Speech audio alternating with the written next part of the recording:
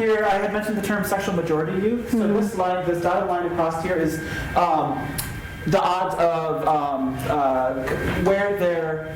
So this is where sexual majority youth are, and then every time the bar goes up, above, or below, that's the percentage for. Oh man, now I'm not even saying it right. So then, let me say it this way. So the straight line, the dotted line here is sexual majority youth. This one, which I can't actually say what that says. Tobacco? Daily smoker. No. LGB, because they don't ask questions about transgender on the Youth Risk Behavior Survey. No state does, but we're trying to get them to do it. What we can say is that LGB youth are 2.6 times more likely than straight youth to be daily smokers. Does that make sense? Yeah. Okay, so just in case you're wondering what does that really mean, 2.6 times more likely or 0.6 times less likely than their sexual majority youth peers to do that. So, because and it also puts on their protective factors. Yep. So there's a certain number of protective factors that can help make sure that you remain healthy. And so you can see those are down in that bottom right-hand corner circled. yep. So what we want you to do, again, just with somebody near you, just have a quick conversation. We're probably going to keep it a little bit shorter. Yeah. But what do you notice? How might this inform your practice? Those are the two things that I would say. Yeah. What do you notice? How might this inform your practice? So I was just thinking, I noticed somebody's hand went up as we were talking, and it reminded me of something Kia talked about, like things teachers say to you. And I remember when I was in high school, I talked a lot with my hands, and very expressive with my hands and stuff like that. I remember sitting in history class, my history teacher, a cisgender guy, straight guy, white guy, looked at me and said, "Can you go one class period without talking with your hands?" Which was it was kind of joking, but it was also, there's some interesting stuff going on there, because what he was doing is that he was policing my I felt like, in hindsight, there's a couple of things that he was communicating. It's like, one, Brian, you're not acting like the right kind of boy. It's like, why are you using your hands? That's pretty feminine. I felt like maybe, there was some subtext as far as, are you gay? Or, there's all these things happening, and it was also embarrassing. So, and I ended up sitting on my hands that entire class period. So anyway, so you raised your hand, sorry. So anyway, but that just triggered that. It's like, so thinking about, how I felt about that teacher and all that other stuff. So anyway, that was just Brian J's That's story. good, though. Fireside storytelling or something like that. So it was nice. Imagine the fire. I do want to point out before we get to that short video is that, looking at this data, we know that there's additional challenges for youth of color, because of course it's not just homophobia or there's not just heterosexism, which is the assumption that everybody is straight or should be straight, or that it's a superior way to be, or cisgenderism, which assumes that everybody is cisgender or should be, and it's the superior way to be. But they're also dealing with racism on a daily basis, so that compounds and intersects and adds to challenges that they are facing. And we also know that there's additional challenges for transgender youth. Even though there's not good, reliable data nationally on transgender youth, there was just in 2011 a national survey, and they only interviewed, the people who took the survey were adults, but there was enough young adults, like 18 to 25, I think that was the range, that they were able to ask them retrospectively, when you were in high school or when you were in school, what was your experience? And the thing that really stands out to me with this is not only, is the harassment more severe, but one, more often frequently they were being harassed by their teachers, either the teachers intentionally harassing or doing things that made them feel uncomfortable, and then also that it's so severe that they were leaving school and ending up experiencing homelessness. So Liz has this cute clip. Yeah, so one of the things we've been doing this in the past year in Madison is working really hard. It was hard with just that last little bit because it's tempting to talk a lot about it, but one of the things that we see in terms of our own harassment and bullying data is that there's a ton of it. It's tied for second place around gender policing. So people being hard on kids being hard to kids on whether or not they're acting enough like a girl or acting enough like a boy, and the right colors and all that sort of thing. Tied with racist comments was the second place that they tied with. At any rate, so I want to just say that also it's one of the things that so that it not only affects transgender youth and GLBT youth, but these things affect youth that are straight and just not in one of those little boxes, that aren't really gender constrained. So I think you'll see a lot of these effects that are even broader than you would expect. Okay, so we've been working with Welcoming Schools. That's this great organization, and also Gender Spectrum. And this is one of the videos they have, and people always say, well, why are you talking to kids about LGBT in elementary school? So this was just a little one, and this is just the teaser. This is a very inexpensive videotape. You can get it for $20 from Welcoming Schools, so it's really good, I think. It would be good to get for your department or agency. Yeah, wherever you work. Like a big meeting.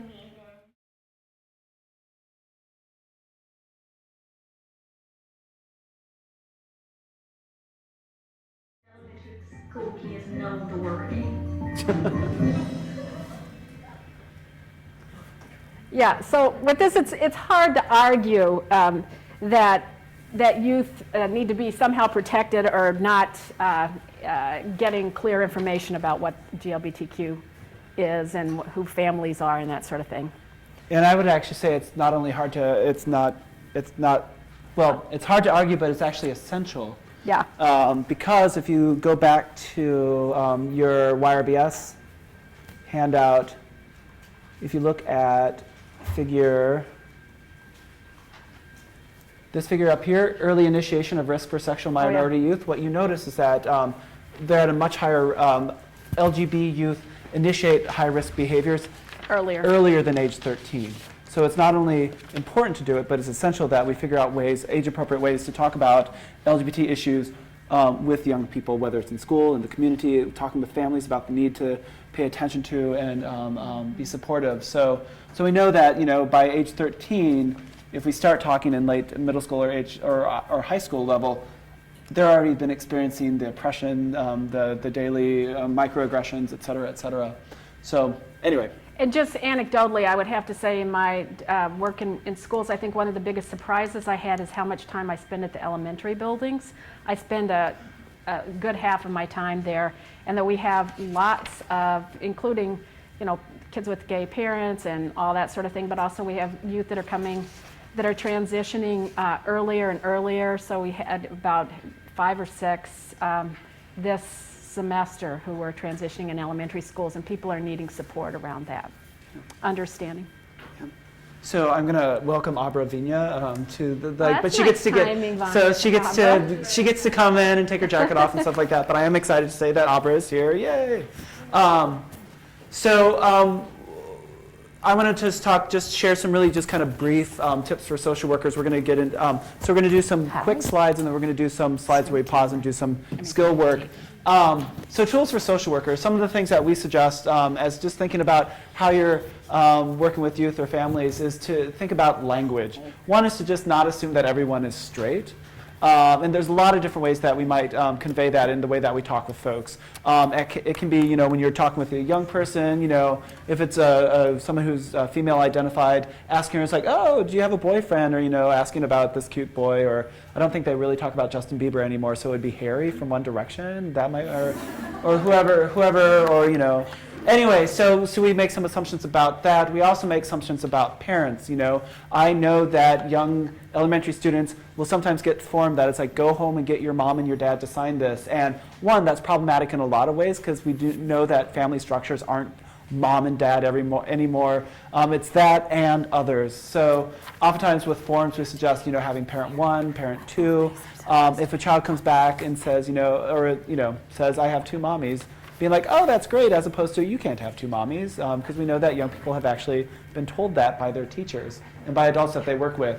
Abra's here just in time to talk about gender essentialism. So avoid gender policing and gender essentialism. Liz talked just a little bit about gender policing. Abra, do you want to talk about gender essentialism? Because I love the word so much, I'm like, I want to put it in the slide. I'm actually so surprised that he put it in, because when I said, he was like, whoa, that sounds really jargony. And I was like, well, I wouldn't say it in a presentation. And then I put it in the presentation. So. But here we are. So gender essentialism is, and hello, everyone. Sorry, I apologize for being a little bit late. I was in a research project that ran over. Gender essentialism is effectively that idea that we have that men are from Mars and women are from Venus, and this has to do with one of us having an XY chromosome and the other having XX. And as a result, then our bodies have different ratios of androgens and estrogens, and bodies that have higher amounts of testosterone we think are more aggressive and are interested in sports and competition and what have you, and bodies that have uteruses must love babies and want to have them and be nurturing. And that this very often belies our experiences of our own bodies and how our interests don't always line up with that. And so many of us, as we're aging, when we first hit puberty and are understanding what the ideas of what it means to be a man or a woman, some of us are first off not interested in those two options, and second of all, most of us struggle with, well, I don't have all of those interests, or I don't feel that way, and so what does that make me in some regards? And everyone to some degree or another tends to struggle with the dominant ideals of what it means to be a man or woman, and the less that you resonate with that, the more of difficulty that you're going to wind up having. And identifying as LGB or T is less and less resonating with those dominant ideals and less in line with that idea that because of how you were born, this is how you must be.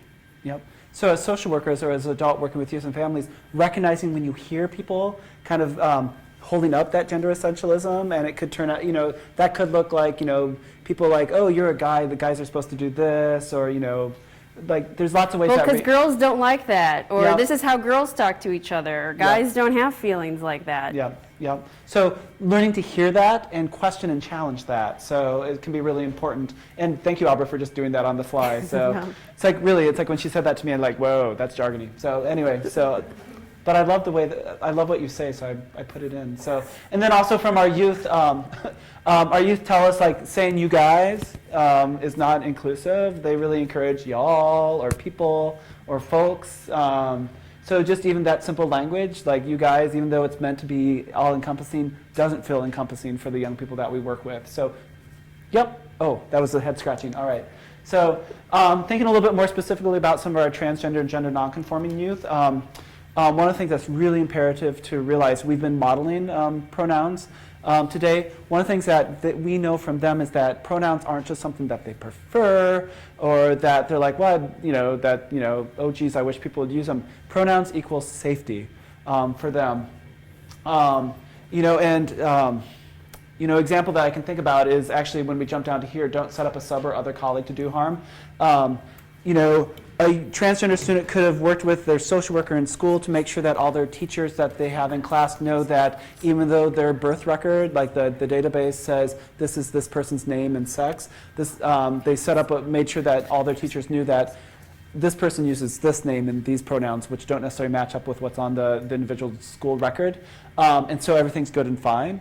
But then a sub comes in and people, didn't either in the sub plans make sure that that sub knew that, and or the school system doesn't allow, the record system doesn't allow the option of including preferred name or name and pronouns that people use. And so what happens is that going through the attendance list and calling off names, they suddenly say the person's name that everybody in the room knows is not the name, or might not know is not the name of the person, and that person is suddenly faced with being outed or reminded in front of their class that they don't necessarily fit expectations around gender and stuff. That becomes a safety issue.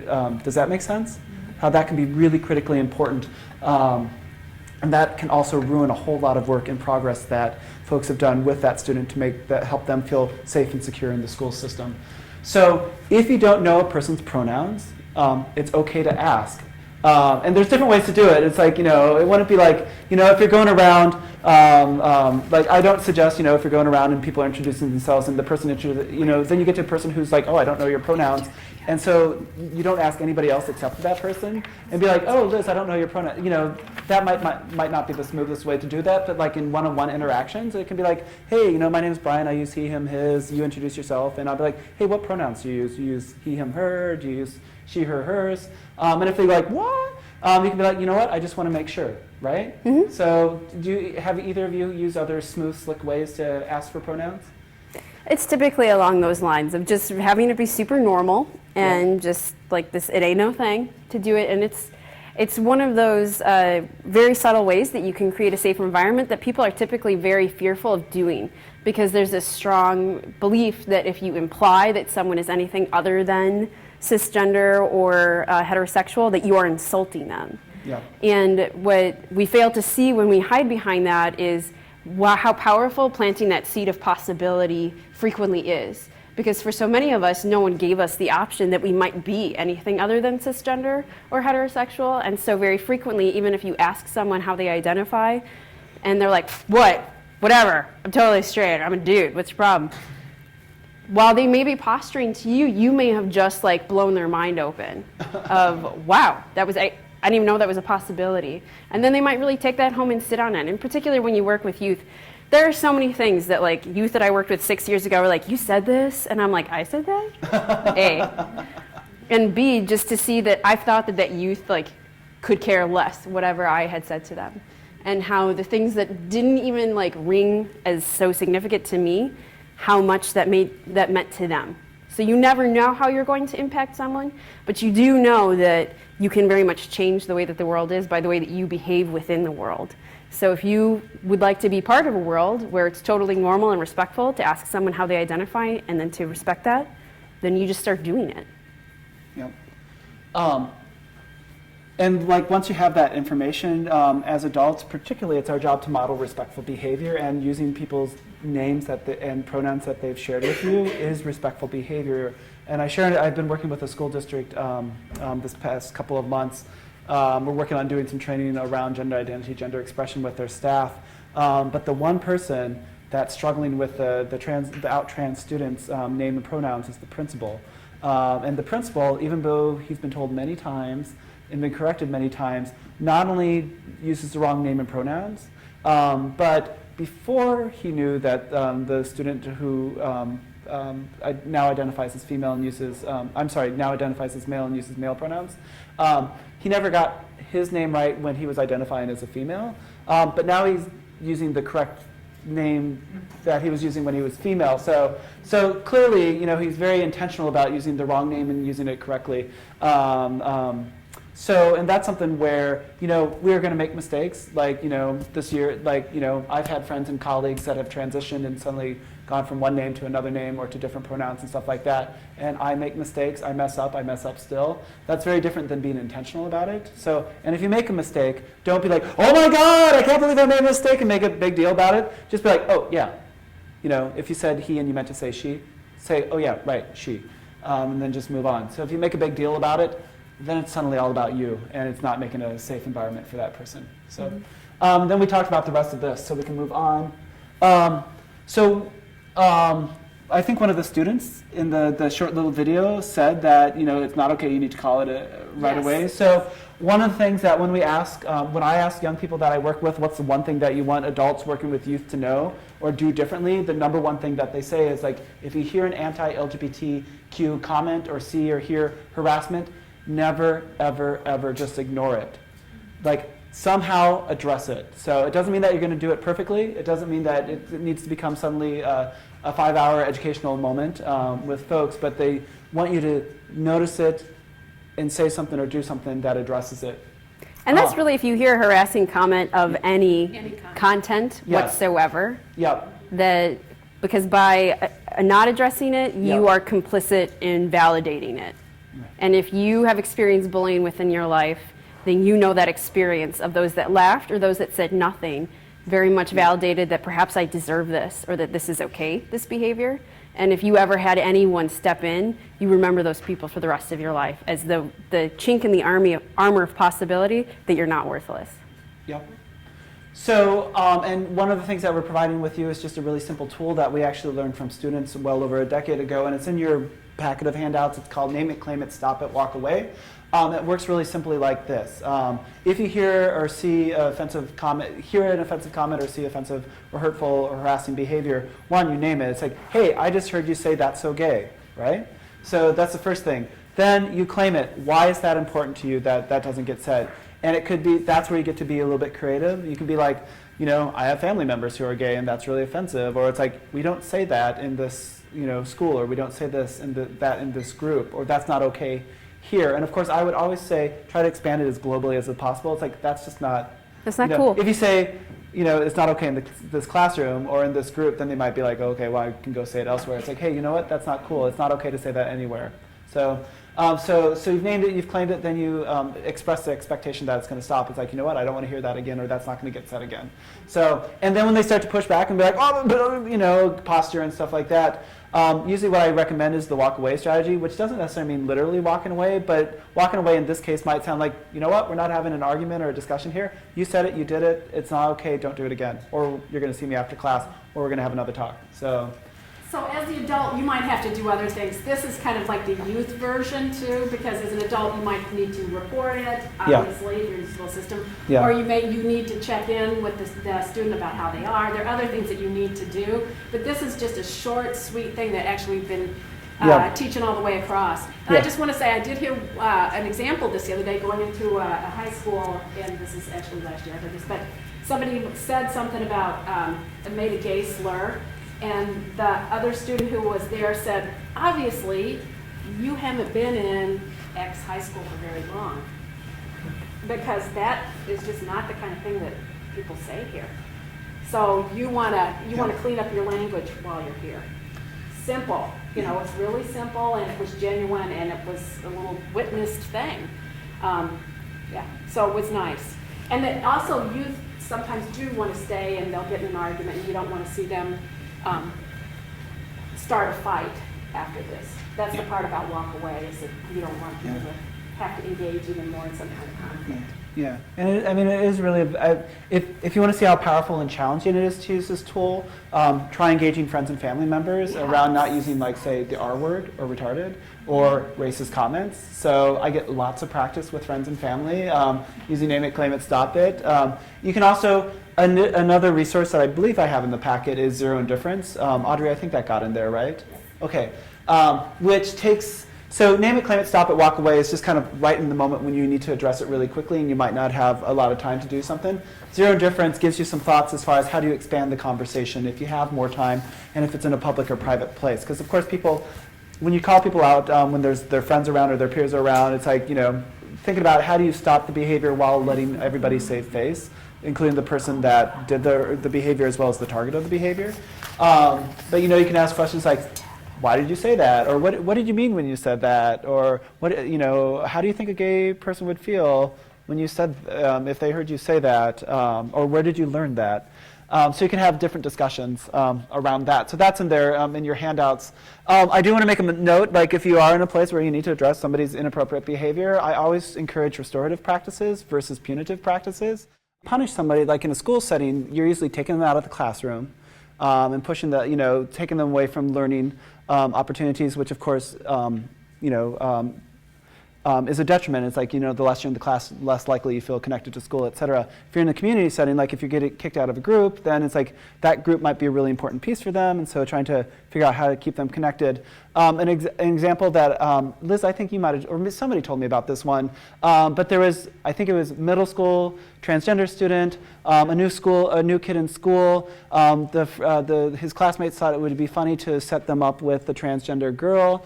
When the new kid found out that the person that he had been set up with was actually, was transgender, he did some bad things and acted not very nice and stuff like that. One of the things that the school did is that instead of just being like, punish, they said, well, let's turn this into a teachable moment. And so I believe that they had both the kids involved in the situation as well as the families read a book called Luna, which is about a girl whose older brother is transitioning male to female, and use that as a learning opportunity to talk about and learn about transgender issues, which that felt very restorative, or at least a piece of that restorative process. And just to say, I think it's really important that people, as you're doing this work, also realize that sometimes people think of things as restorative that aren't.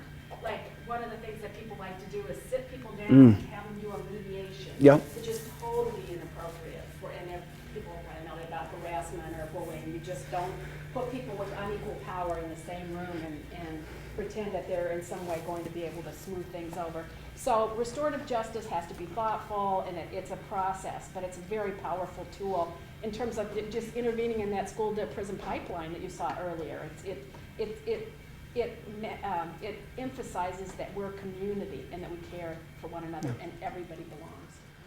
So I want to do, I'm being mindful of time. I'm just going to do a quick practice. What we had thought about doing, but we're not going to do it, is first do it 2-on-1 and then 1-on-1. What we're going to, with the 2-on, we're just going to do the 1-on-1. What we were thinking about doing with the 2-on-1 is what we find is that it can be really easy. It's easier to speak up if you say something and then somebody else says, yeah, that's not okay, has your back and speaks up to support you. It's a little bit more comfortable to speak up in those situations where you know that somebody's going to have your back and agree with you. The reality is that doesn't always happen because, one of the things I would love to see in life is that when people see somebody speaking up, that's a cue to somebody in the room to be like, oh, that person needs somebody to have their back, and that we all start to back up people when they start to interrupt and challenge hurtful things. So, but just to practice, because I want to give people a chance to practice, name it, claim it, stop it, walk away. So in pairs, so I'm going to have you pair up. The person with the shorter hair is going to be the person intervening, seeing an inappropriate behavior. The person with the longer hair is going to be the person doing the bad behavior, or the hurtful behavior. What's the situation? Like, did somebody just call somebody gay? Or yeah, that's easy enough. Yeah. So, homo. What's that? Oh yeah, no homo. There we go. No homo. Somebody just said, dude, you got, or how are they? What would be a no homo moment? It was an awesome play you made, dude. No homo. Right. So are people familiar with the term no homo? No. So no homo is generally been used. So if, like, say, a guy compliments a guy on something else, like, it's like, hey man, that was a nice play. Or it's like, hey, that's a nice shirt that you have. No homo. In other words, guys are like saying, hey, I'm giving you a compliment, but don't confuse the fact. Don't think that I'm gay that I'm saying that. So does that make sense? Yeah. So I mean, it doesn't necessarily need to make sense, but it's out there. It's part of the culture and stuff. So people use no homo. So it's like, hey man, if you go on YouTube no homo, you'll find some entertaining videos. So anyway, so a person with the short hair, you just heard somebody say that to somebody. The person with the long hair just say that. Either use name it, claim it, stop it, walk away, or if you feel like you can ask some questions to deepen the learning, intervene, challenge that comment. So you've got 30 seconds. Ready, set, oh, and I should say, before you start, don't say, well, in a situation like this, I would probably say something that would get at, so actually try to use the language that you would actually use. Does that make sense? So ready, set, go. And I think an important piece of that point is how you're hearing a lot like, well, I don't want to do it, or I'm thinking about how that would make me an aggressive person or an uppity person, what have you. These are the different systems that are there to maintain power and differences. There's a lot of ways in which we've been socialized to keep ourselves from rocking the boat. Yeah. And that is the main reason why so many of us actually are bystanders, more so than we are the aggressors typically. And yet it's because of the bystanders that systems of difference maintain themselves. So the idea that women shouldn't really talk out directly or assert opinions, that is, I would argue, very much tied to the power differentials between men and women. And when we self-police ourselves from doing that, we maintain it complicitly, even though all that we're not thinking about it on that large of a scale. We're thinking, this makes me uncomfortable. What will people think of me? What will my family think of me? What will my colleagues think of me? What will this young person think of me? But it's very much tied together. So the ways that we can find to be compassionate, but to be firm. Yeah. And also, I think a piece that Brian was touching upon is that there are different ways to respond that are appropriate for the situation that still fall under that purview of name it, claim it, stop it. Yeah. So it's not always going to be appropriate to be like, hey, not okay. And sometimes that is, in fact, the most appropriate way to respond. Yep. Likely matching. That's the very condensed version of name it, claim it, stop it. Yeah. So, yeah. Largely matching the affect of the person who is misbehaving. So if they're really aggressive at getting in someone's face, then a certain amount of that same level of firmness is required, but not of aggression. And it's very difficult for people to tell the distinction between aggressiveness and assertiveness. And that's something for you to unpack and evaluate over the course of your life. Well, and also just to practice. If you have colleagues, practice. It's like, this is fun. So practice, or use friends and family. When they bring up situations, you can practice. So. Although I would very much caution, because I have definitely had experiences of estrangement from family members for challenging racist comments Yes. at the wrong time. And Yeah. while I'm like, well, okay, so I still think I should have said that, but Oh, perhaps yeah. not at that moment. You figure out different ways because you can do some follow-up. There are times to do follow-up and all that other, And yeah. there's a piece in your list that talks about zero indifference and things that you can do. And one of the things there that Just it ask a asks, question. that challenges you with is you can do, sometimes you haven't had it, you didn't act in the moment, but you can act after the moment. You don't ever have to just totally let it slide. Oh, you know, because you've had that sense like, I wish I'd done something. You can always go back and talk to the people after that as well. So time and place, you know, this is always what we're teaching youth, and it's important for us to get it to. Yeah, and really keeping in mind that how do you react when someone gets in your face and tells you that you were wrong? Even Yeah. if you were wrong. Yeah. But Yeah. in the moment, you typically cannot accept that because it feels like an aggression, and so Yeah. you become defensive. And actually, Yep. blood flow to your prefrontal cortex, which allows you to really consider arguments and perspectives, is lowered because now you're scared Yeah. or concerned or saving face. So in order to begin that process of opening up someone's perspectives to reconsider the way that they behave, you need to do it in such a way that you do not frighten them. Yep, yep. So I'm going to keep moving along because we want to get to a couple of things. One of the things, and we're just going to touch on this really briefly, one of the things that we think it's important for folks to know is that there's laws and codes of ethics that you can use, one that should both guide you as well as can help you inform youth as well as family members about how they can both best support as well as be advocates for LGBTQ youth. We know that there's a number of state and federal laws that relate to schools, and you can read them here. The thing I would say is that, the thing to take away from this slide is that there's enough laws, federal and state, that essentially protect all lesbian, gay, bisexual, transgender youth in schools. Some of them are less explicit than others, so you have to imply it. And we know that if people don't know that they're explicitly protected, they won't feel protected. So, and then if they don't feel protected, they feel less safe in an environment. So we also know that the NASW. So under your NASW Code of Ethics, it's explicitly noted that in all these places that you need to stand up for GLBTQ rights. It's specific in there, and I love the one that's actually should be the one that's social and political action, because it says it's a duty as being a social worker to act in the interests of people who have been disempowered in our society. And it explicitly talks about gender expression, gender identity, sexual orientation. So, it kind of makes you proud to be a social worker sometimes to look at this stuff, because it is a part of our duty as social workers in the community, in whatever setting that you're in.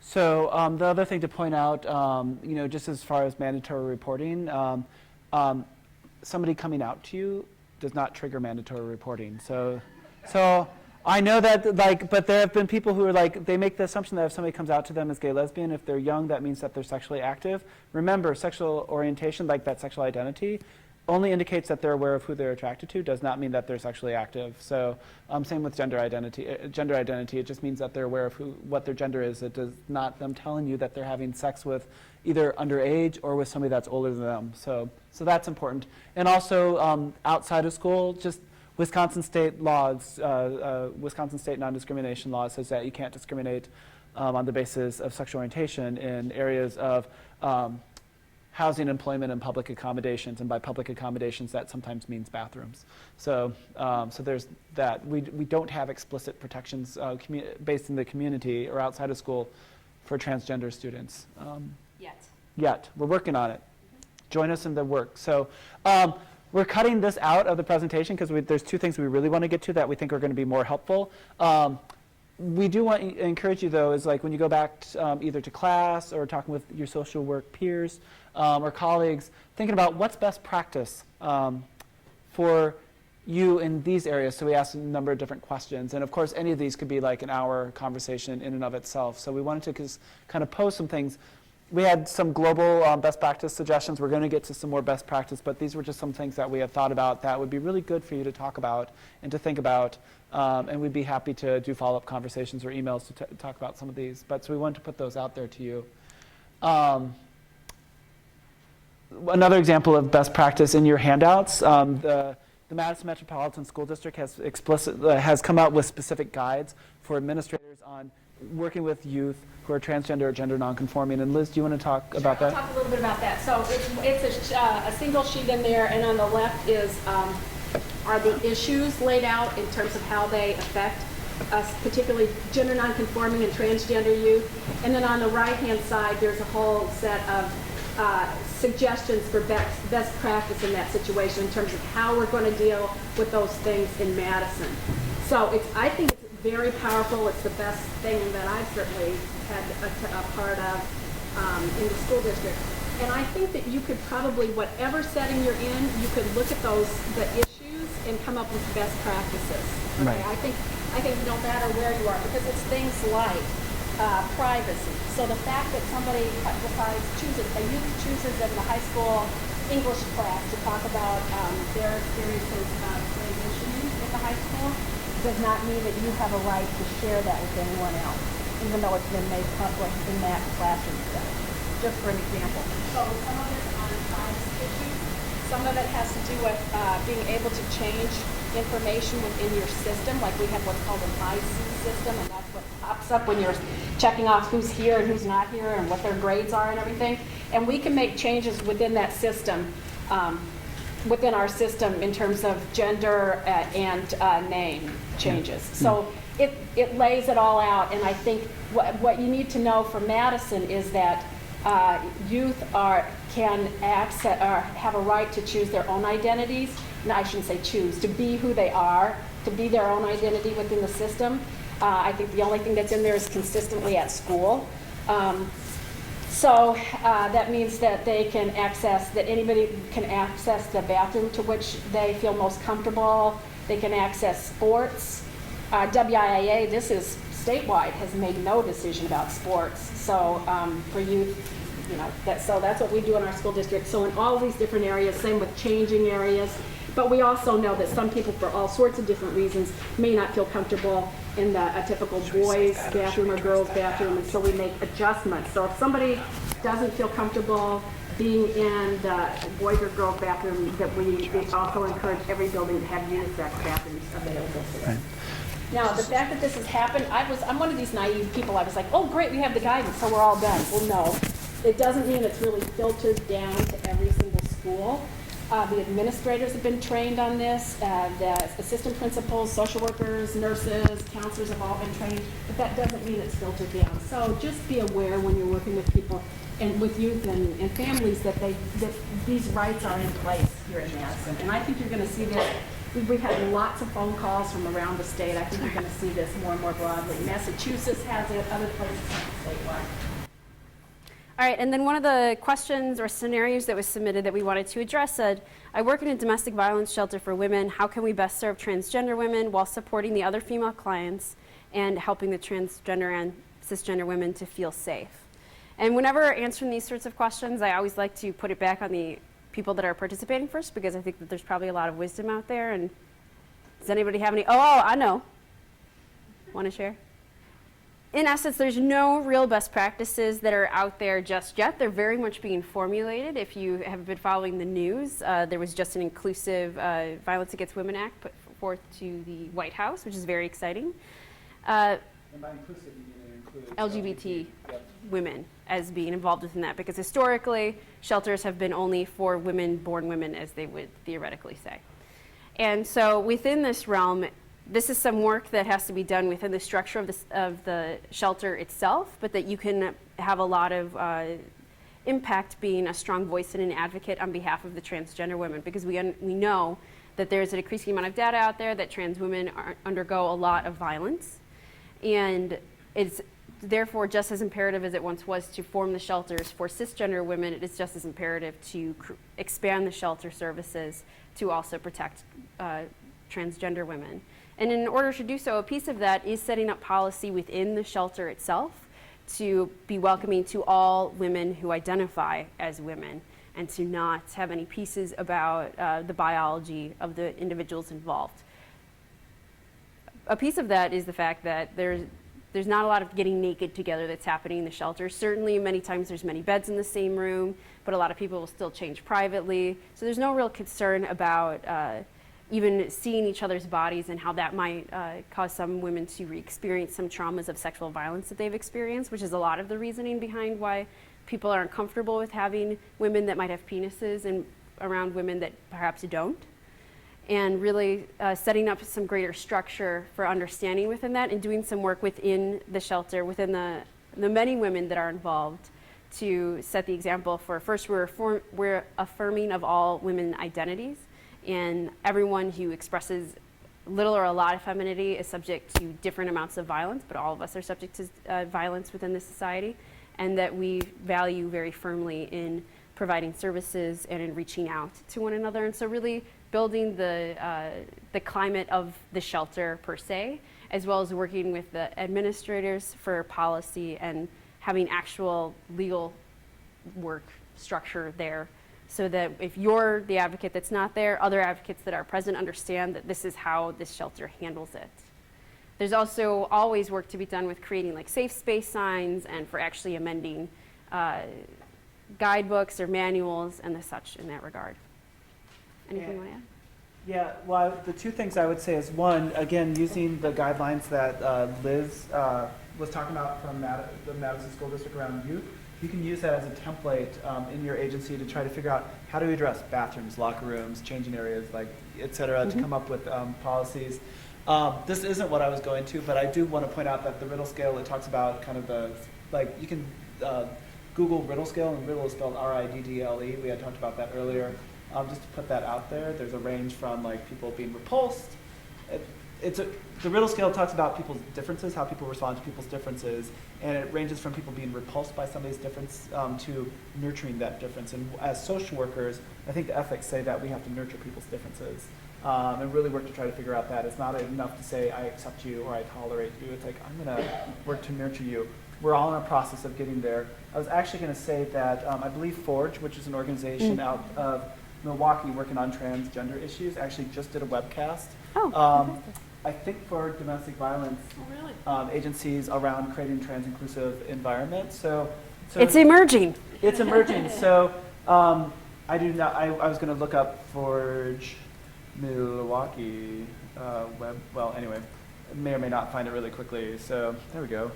Forge. So it's forge-forward.org. So, and you should be able to find a link to the recent webcast that they did, talking about how to create a trans-inclusive space. I believe it's particularly around domestic violence agencies or people working with domestic violence. So, we want to talk about families because a couple of people asked about families, and so that was perfect because that's exactly where we wanted to go next. As I make that noise, sorry. Oh wait, we did want to. Oh no. Oh, you were already there, right? Oh. Yeah. I changed some stuff. There we go. So we're going to watch a video. It's about 15 minutes, which is good. This is on good pace. So the video that we're going to watch is from a project called the Family Acceptance Project.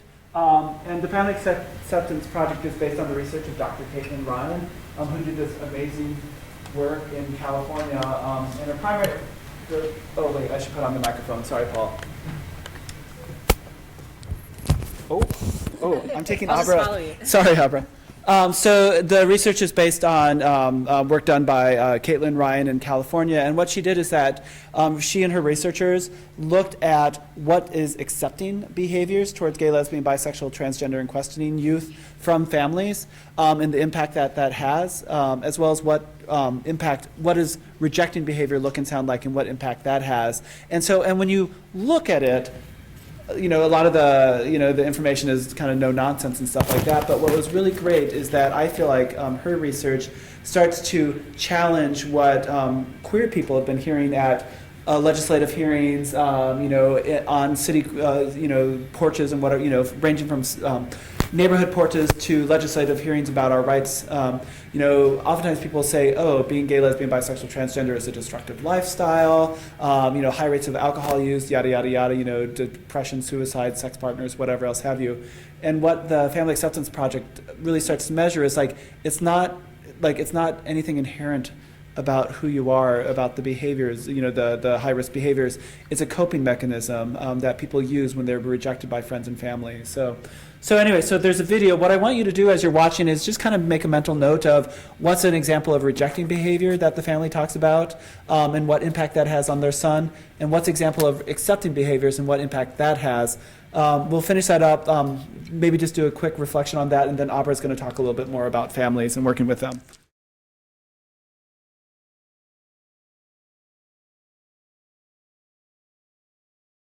All right, so my background is I run the one social and educational support group for LGBT youth in Dane County. It's called Teens Like Us. And I've also been working at Youth Services of Southern Wisconsin for about 10 years now, providing counseling to families and their teens that are at risk of running away or throwaway, what have you, youth. So I have a pretty substantial amount of experience working with families as they're struggling with their youth coming out to them as LGB or T or Q, frankly. And it's a very difficult experience, as the family on the video really demonstrated, that people very much struggle with it. And what's difficult for us to understand as individuals is that when we're born, our parents have very long and idealistic ideas of what we're going to be like. And that has so much more to do than just with who we'll be when we grow up, but it's also if we'll get married, what that marriage will look like, what the actual ceremony will look like, the number of children that we'll have, how we'll interact with them, and how they'll be able to understand us through their own experiences. And whenever we don't reflect that which they had envisioned for us, there is a grief process that parents experience. I always think of it as sort of at the end of a relationship, when you have an intimate partnerhood, when that relationship ends, you have intense mourning, even if it was a really horrible and abusive relationship. And what you're mourning is not the end of that relationship, because typically they're pretty bad by the time we dissolve them. But what we're mourning is that dream or that idea of what that relationship could have been. And the reason why I draw up this analogy is because it's really important when you're working either with youth or with their family to understand that there are very deep psychological processes and reintegrations that are happening at any given time. And when people start off working with youth, one of the biggest fears is typically that they'll upset them, or that they'll say the wrong thing, or that they'll be insulting, or they won't know what to do. And what's true is that there are going to be times that you do not know what to do. And likely there will be a time or two where you insult someone, because that's life, that's human interaction. So what you can always do is to own it any time that you don't know, but also find ways to work forward to move forward to help that person. I don't know, but I'm gonna help you figure out how to make that happen. Or I'm not sure what all of the options are. Let's find them out together, along those lines. And there's some very specific overall best practices that can be used anytime that you're interacting with anyone. And most importantly, it's really expressing respect and compassion for that person's experience and trusting that they are the experts in their own lives. And very frequently, when we come out to our families and friends, they typically say things along the lines of like, oh, I totally knew that. And sometimes some individuals experience that reflection as very comforting, as being seen. And a lot of times people find that kind of insulting, as though other people knew you better than you knew yourself.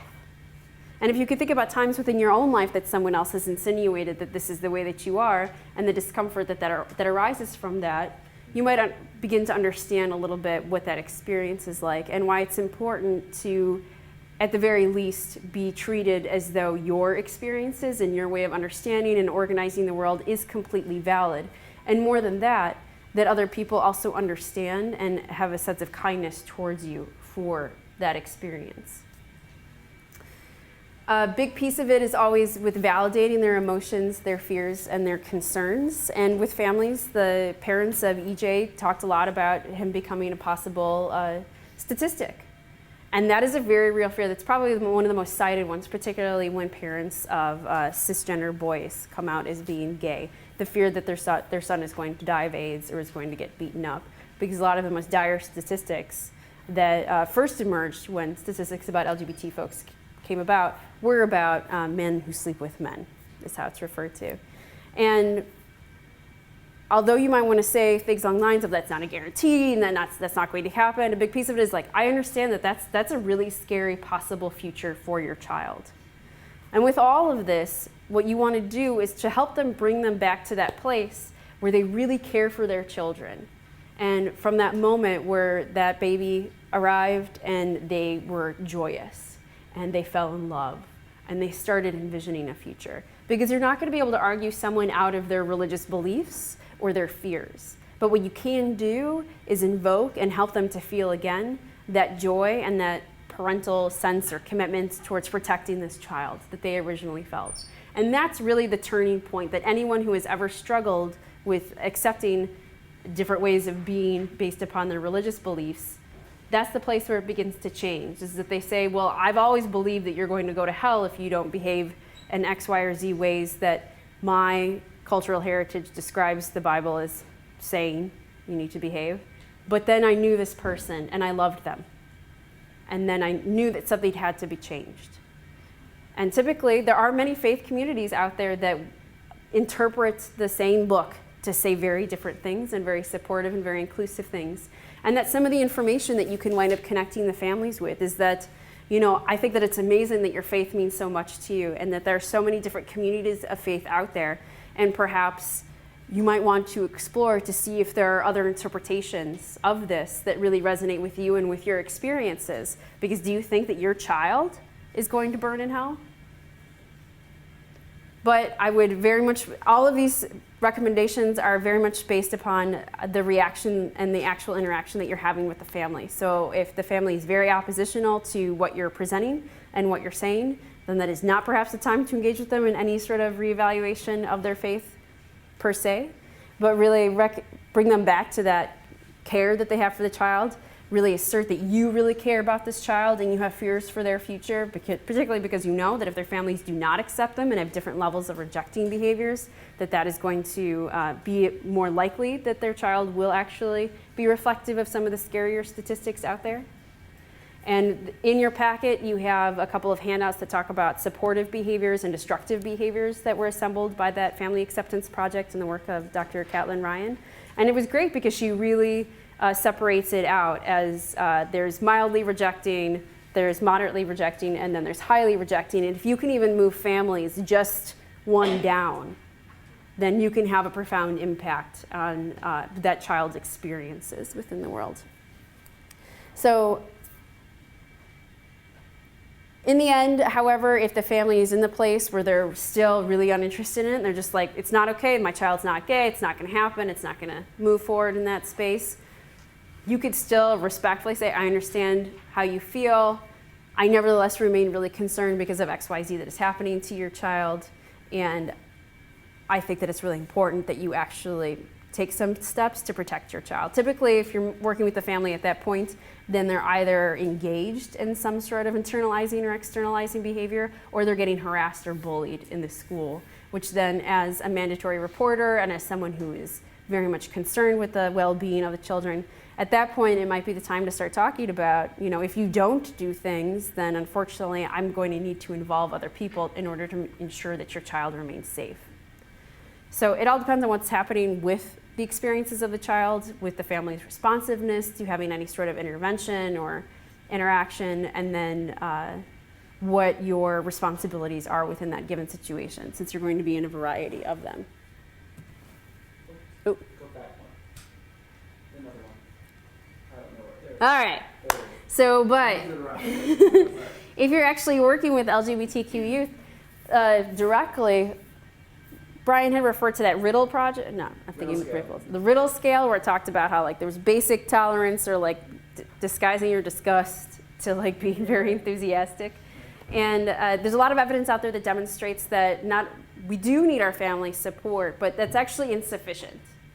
We need more than just our family support. In fact, we need our LGBT identities to be enthusiastically celebrated and affirmed. And that is something that you could do when families are not prepared to do that yet.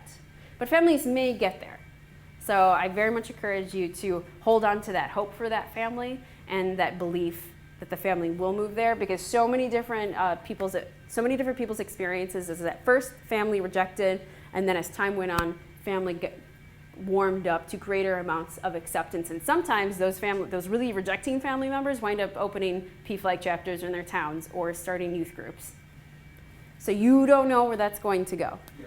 But what you can do is communicate enthusiasm for their identity, expressing, again, that validation, that compassion for what their experiences are, what they're going through, and understanding that you can't just swoop in and save the day and save them from their circumstances. There's actually remarkably little that you can do to change their lives as they are, except for to help them develop the skills that they need to cope with their experiences in the most productive or adaptive ways for themselves that still allow them to move forward to the vision of the future that they originally had, versus using alcohol or drugs, which tend to sometimes close some doors of possibilities for us. As Brian J. had mentioned earlier, asking for proactively and using their pronouns in a very normalizing way, like, hey, this is me, how would you describe yourself? Respecting the various identities that they wind up affirming, and this may very well change over the course of the time that you work with them. And each time, instead of being like, well, I thought you were this, be like, hey, that's fantastic. So you thought of something new of yourself. You've discovered some new aspect. Awesome. Hey, and you know what? Thank you so much for sharing that with me. I know that's really scary to open yourself up, and I want you to know that I think that this is a gift, and that really makes my day that you shared it with me. And you could do this different levels of like really serious about it, again, matching the affect of the youth that you're working with, or just even really chill and just recognizing like, this is awesome. This is why I started social work. Is because I wanted to have an impact and I wanted to actually connect, and you're connecting with me. So being very proactive as well, even if they don't seem like they're having any difficulties at school or at home, it's useful to ask about that because different cultures are very socializing us not to share our problems with new people if at all possible. And so it can be very useful to be like, just checking in though. Do your family know about this? Do your friends? Are they cool about it? Do you feel supported? Do you feel safe? What's going on there? You know, everything doesn't have to be like a serious sit-down end of the world, but rather acknowledging that life is often very difficult. It goes through ups and downs for everyone. And what we know is that when you first come out with some aspect of yourself that other people didn't know about and that is largely considered by dominant messages as somehow wrong, that can precedent or precede a big downturn for many of us. And so just like preparing of, have you told anyone else? How do you think that's going to go? How are things going right now? Is there anything that I can do to help you with that? As well as being realistic about the fact that you're not going to be able to take the kid out of their circumstances currently, but as I said previously, really help them to deal with as how they are, and in some circumstances start to mobilize the existing resources that are there to move children out of dangerous circumstances into more safe ones. But they're very limited, as you will learn as a social worker. And then, as always, checking in with the youth that have been targets of oppression. Like if you notice that someone's getting bullied or you hear through the grapevines or some of the teachers say it, don't wait for the kids to come and find you, but actually go and reach out to them and connect with them and give them that moment of being seen, of people do care about you, you do in fact have value, even though they're likely going to be experiencing that most people ignore when it's happening, and just try to keep it not less of a deal than it already is. And lastly, that piece of releasing your fears is really that aspect of, there's no magical way that you just be like, boom, okay, well, I'm not afraid about working with LGBTQ youth and their families anymore. But recognizing when you are afraid and understanding that you are going to mess up sometimes, that is okay, it is forgivable, there is repair work that you can do, and what's more important is that you actually do something. And so if you can acknowledge your fears and intentionally try to let them go, you will be more likely to act when you hear someone say something, when you see someone that may or may not be suffering, and to really actually try and form those connections and to really build the skill set of the youth that are out there. And I think, yeah. And that's it for us for today. So there's a green evaluation that I'm sure Audrey wants you to fill out. So you can just put it on the table, and there's some tools out there for the that with those. Awesome. Thank you so much. We'll be